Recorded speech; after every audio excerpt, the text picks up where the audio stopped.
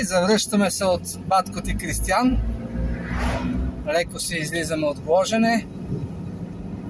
Му нахрани детенцата отзаде. Тръгваме си към вкъщи. Да видим сега кой път ще е по-удобен през София, по околовръстното или покрай Ботевград. Не знам какво стана сега там с ремонтите. Ще питаме навигацията да ни каже откъде ще е по-удобно. Почти сега се връщаме от море. 5 дена почивчица. 4 нощувки. Доволно. Малко като има хора, водата спира.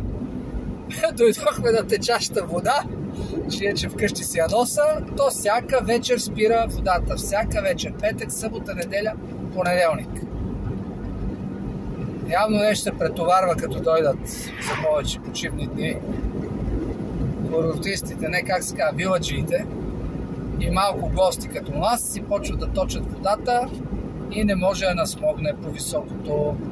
Помпата работи, обаче вода няма, духа въздух така.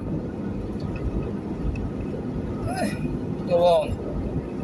И така, пътуваме си. Пак сме на път, багажника пълен, храна, вода и така.